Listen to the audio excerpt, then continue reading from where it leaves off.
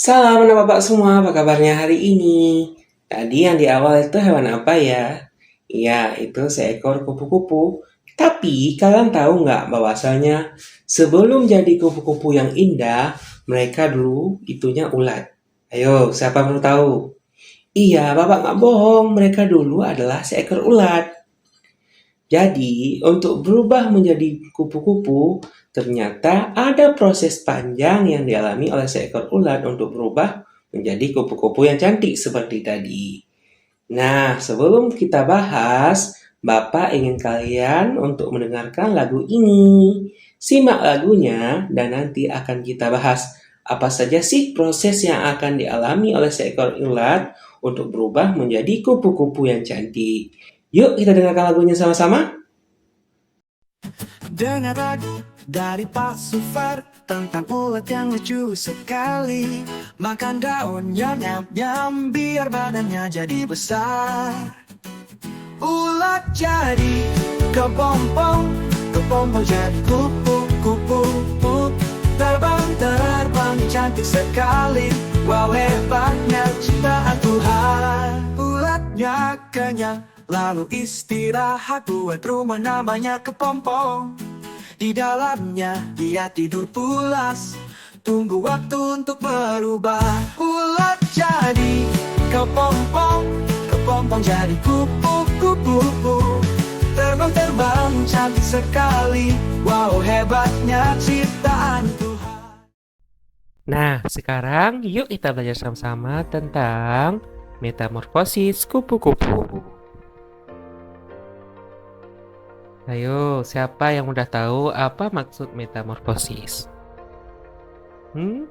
Metamorfosis maksudnya adalah perubahan yang terjadi pada suatu hewan. Nah, misalkan kayak tadi, apa sih proses yang dialami oleh seekor ulat sebelum berubah menjadi kupu-kupu? Sekarang inilah tujuan pelajaran kita. Dengan mengamati gambar, peserta didik dapat mendeskripsikan proses siklus hidup metamorfosis sempurna dengan tepat. Contohnya seperti yang ada pada kupu-kupu. Nah, sekarang kalian Bapak kasih waktu sekitar 30 detik untuk mengamati daur hidup kupu-kupu ini. Silahkan.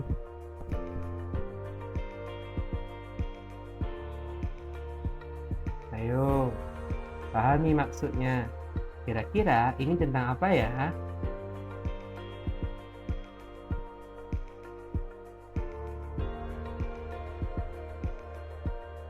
Coba lihat ada apa saja di gambar. Baik, sekarang akan Bapak jelaskan. Apa sih maksud gambar itu? Nah, ulat itu berasal dari telur. Dia awalnya adalah telur. Telur ini itu asalnya dari kupu-kupu ataupun kupu-kupu dewasa. Kupu-kupu dewasa bertelur. Kemudian saat menetas telurnya jadi seekor. Ya, telurnya menjadi seekor ulat. Kemudian seperti lagu, ulat itu makan, dan makan. Akhirnya dia berubah menjadi kepompong.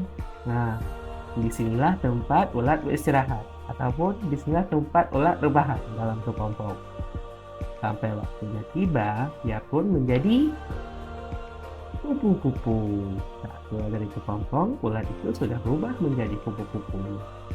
Nah, ini disebut sebagai daur hidup ataupun siklus kupu-kupu. Jadi, yang awalnya telur, kemudian berubah menjadi ulat, ulat itu menjadi kepompong, keluar ulatnya sudah menjadi kupu-kupu, kemudian kupu-kupu ini bertelur lagi.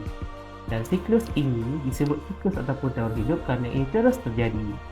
Jadi, dari telur menjadi ulat, ulat menjadi kepompong, kepompong menjadi kupu, kupu-kupunya bertelur lagi dan siklus ini terus berulang.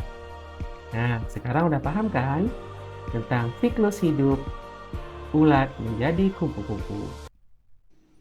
Nah, sekarang kalian udah tahu kan bagaimana proses metamorfosis kupu-kupu.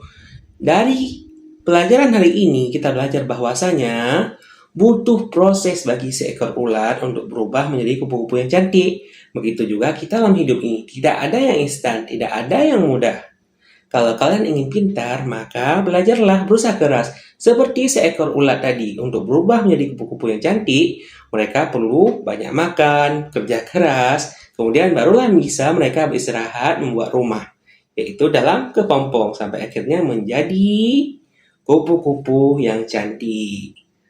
Oke, sebelum kita berpisah, yuk kita lanjut lagi. Siklus pertama adalah telur. Siklus kedua, ulat. Siklus ketiga, kepompong. Nah, yang terakhir kupu-kupu. Siklus ini terus berulang karena saat kupu-kupu sudah dewasa, dia kembali bertelur. Menjadi ulat, kepompong, kupu-kupu. Oke, itulah rangkumannya. Sampai jumpa lagi.